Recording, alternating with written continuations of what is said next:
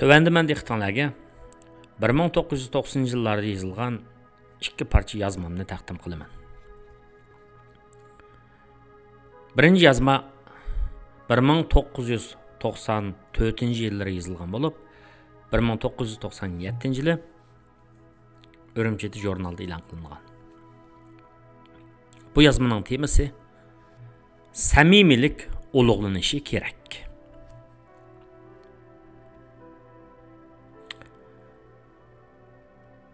Bu rast bo'lgan vaqa edi. Bobamning aytishicha, o 1950 yildan burunla yayma do'kon ochgan bo'lib, yal yemish va boshqa turmush lozimatliklarini sotadi ekan. U bizga so'zlab bergan bu ish dal u yayma do'kon tarjiligini to'xtatishning oldida bo'lgan ekan. Hozirgi ochliq isklatining tövinidirak yerda Munar deydigan yer bo'ladigan. Her heyt bayramda biz ticaretçiler aşı yerde yayma yiyip mal satadıq. Balalar heytlik pulları bilen bizden her xil narsalarni setib alatdi deb so'zlab bergan edi bobam 2 yılning oldidagi ta'tilda atush qaytib borganimda. Aşı yillari bir ro'za heytda heyt bo'lakchilik qilib ketdi. Esimda qilishcha mening yenimda daim degidek o'ltirib mal satadiganlarning birisining ismini Qunaxun ustam deb ataydik. Şu adamning 10-11 yoshlarga kirgan bir o'g'limi bo'ladigan. Shu kuni aşı balama dadisiga yordamlashib, ikkimizning o'ttirisida o'ltiribdi ekan. Bozor bak qizib ketganda, o mening diqqatsizligimdan foydalanib, bir mochan qimmatidagi bir kichik qalam turashni tiqibapti. Ardın 30 necha yil o'tib bugungi kunga kelganda nima bo'ldi demamsizlar? Bobam qizishib, alayda urg'i bilan aytgan edi. Bugun tushda mollarimni yakshanba bozorda setib o'ltiratdim. Tambal bir odam "Assalomu alaykum" deb chiroyliqini salom berib yenimga keldi. Qarab toniy olmadim. U o'zini Elqi Qunaxun ustamning o'g'li deb tanishtirdi.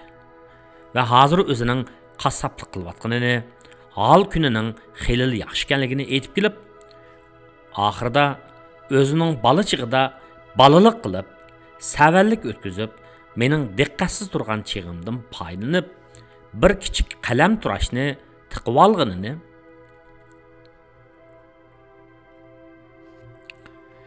o'ttiz yildan beri mushu ish tufaylidan ko'ngli g'ash bo'lib kelganligini, bu ishni unutib ketolmaganligini, shunga bugun ash qalam turashning pulini to'lab bermoqchi bo'lib kelganligini aytib, 5 yuan pulni tanlab turib oldi.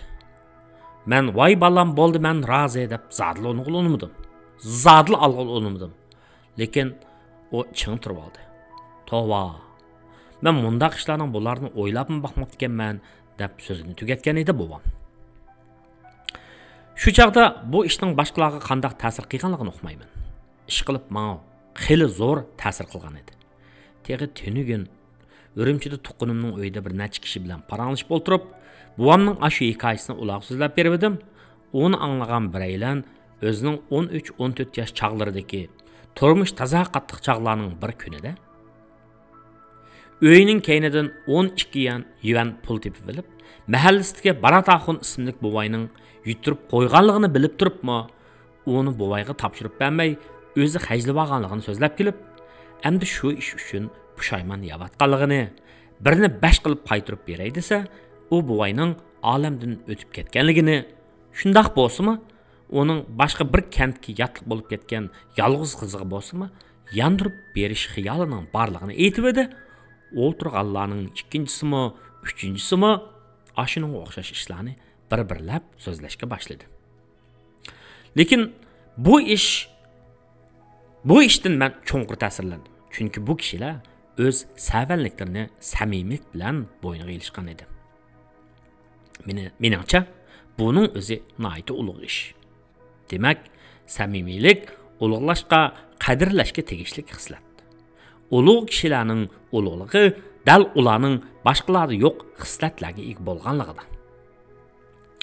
Navbatda navbatdagi bozor egiligi dolqinida ijtimoiy axloq eg'ir xirslarga duch kelib, go'zal insoniy fazilatlar ni sinoqlarga duch kelmoqda.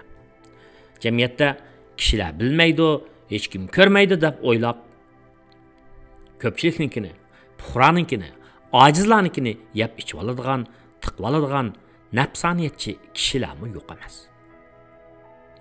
İnsani g'ururi kishilik qadr qimmatini moddiy maishatga, nom, obro'yga, rohat, farog'atga tegishayotgan kishilarmi tepiladigan bo'lib qoldi. Moddiy jihatdagi ozg'in manfaatni qo'g'lashib, ijtimoiy axloq jihati tushkulishish va yaxshi ijtimoiy kayfiyatni bulg'ash intayin ichinchli hodisa. Shunimi aytib o'tish zarurki, kalva, razgi odamlar go'zal insoniy sifatlarning qadriga yetmaydi. Masalan, siz kamtarlik qilib, uni hurmat qilsangiz, mendan qo'rqdi deydi. Samimiy bo'lsangiz, ko'ldiriltyapman, ahmoq qilyapman, ahmoqni deb samimiyligingizni nodonlikqa tan qilib ko'radi. Jonpidalik ko'rsatib, xolis yordamda bo'lsangiz, go'yo sizning ashunda qilish majburiyatingiz bordek tuyg'uga kelib qoladi-da, o'z ichiga deb oladi. Sirdoshlardan bo'lishga ishonch qilib qalbingizni basangiz, men siz yasholmaysan deb ko'ranglaydi. Bu to'limi kulkulik, to'limi bema'nilikdir. Lekin men qat'iy holda aytamanki, aqlga muvofiq bo'lgan samimiylik, xalq manfaatiga, millatning manfaatiga munosabatli ishlardagi samimiylik qadrlanishi, ulug'lanishi kerak. Chunki sizning kishilik qadr-qimmatingiz mana shundoq samimiylik asosini tiklanadi va yuksak darajaga yetadi. Umuman aytganda, har bir odamda o'zining kishilik qadr-qimmatini saqlaydigan ong, g'urur va ishonch bo'lishi lozim. Shundoq bo'lganda xalqda umid, jamiyatda ishonch, tinchlik ham osoyishlik bo'ladi.